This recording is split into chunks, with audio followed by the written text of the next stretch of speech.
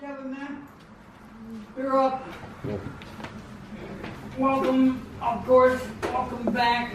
One of our originals. Well, I only recently met. Veteran of Java Joe. Wow, really original. Yeah. High school original. I am one of those fair weather poets, though I have to admit, I don't come out when it's dry. So, with Stephen Hawking's passing, I found this poem pretty apt, at least for me. It's called "No One's Going to Miss Me Because No One Is Going to Find Me." My only purpose here is to serve some other purpose, but it hasn't found me yet, or I suppose there isn't too much that this life has asked of me, other than to live in it like a raindrop in a cloud.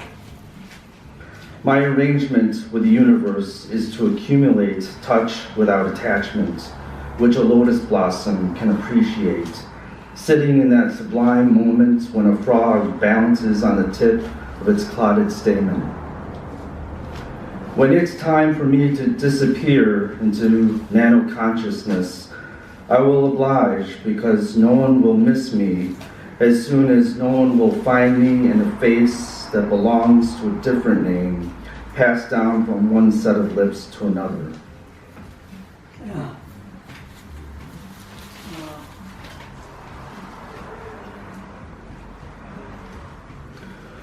So when I was living in Seattle, to come up with this second book I'm holding in my hands, I like to get drunk in order to write.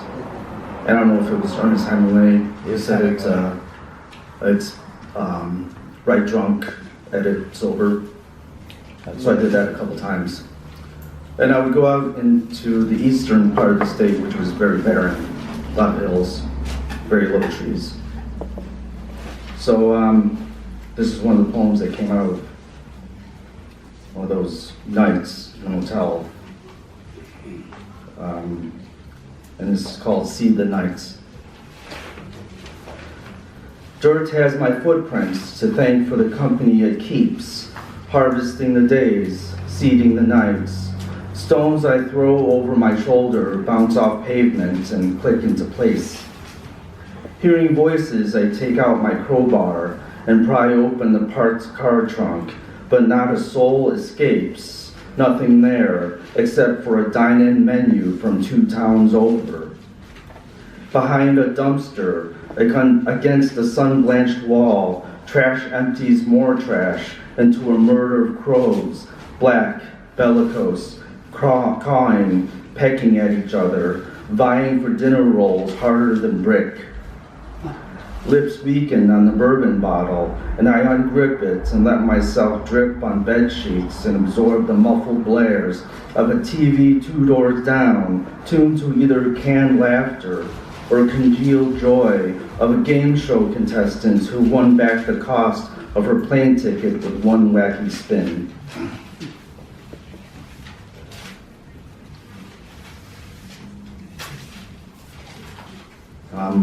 This next one is called "To Each His Own Ability."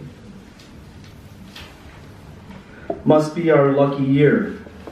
Here's a mallet and a pile of sheetrock. Make it fast, but make it neat. There is no blight without relief.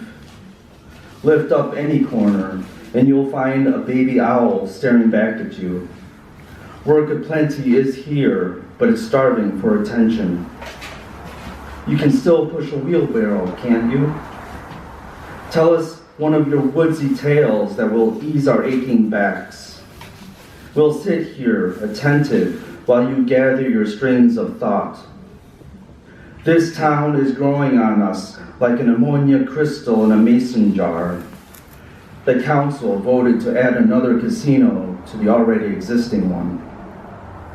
Fossil the bumblebee falls out of a split rock by the creek.